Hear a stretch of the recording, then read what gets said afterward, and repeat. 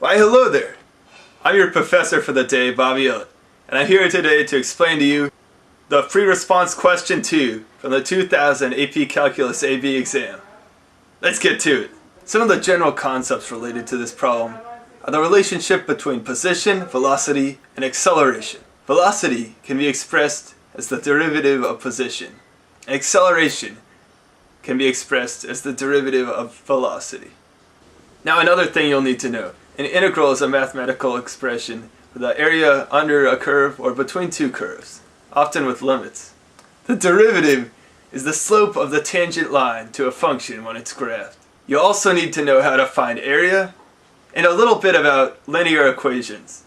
Now we'll get more into that later. So now, let us begin with the problem. So as you can see here, in the problem, two runners A and B, are on a racetrack for times between 0 and 10 seconds. On the graph, the velocity for runner A is shown. The velocity for runner B is given by the function v of t equals 24t over 2t plus 3. Part A of the problem is asking us to find the velocity of runner A and the velocity of runner B when the time is equal to 2 seconds. As this part of the graph is a linear equation, we simply plug in the value t equals 2 and solve. When we plug in the slope of 10 thirds and the y-intercept of 0, we get 20 thirds. To find runner B's velocity, we plug in t equals 2 to the velocity equation that we're given. The end result should be 48 sevenths. The units for velocity, the answer to part A, is meters per second. For part B, we're being asked to find the acceleration of the two runners for t equals 2. For runner A, because acceleration is the derivative of velocity, all we have to do is take the slope of the tangent line, 10 thirds.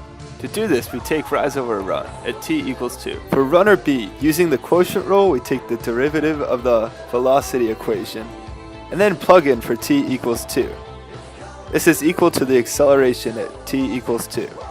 The result is 1.469. The units for part B, acceleration, are meters per second squared. Finally, for part C, we have to find the distance each runner went over the 10 seconds. For runner A, because the integral is represented by the area under the curve, we can divide the graph into two regions, a triangle and a rectangle. Find the area of both. Plug the base 3 and the height 10 into the area formula of a triangle to get 15. For the rectangle, multiply the length 10 and the width 7 to get an area of 70. The sum of this is the total distance traveled. That is because distance is the integral of velocity, which is shown by the graph. The resulting answer should be 85. For runner B, we're doing the same thing except algebraically. We're taking the integral using the expression for velocity that we're given. The limits are 0 to 10 to show the span of 10 seconds. We can use the finite integer function of the calculator to give us our answer of 83.336. The units for part C, or distance, are meters. So there you have it. I hope you found this lesson to be instructional and helpful. And hopefully that is enough to help guide you through this problem. And good luck on the AP Calc exam. You're gonna do great. I'm Bobby Ellett. Thanks for watching.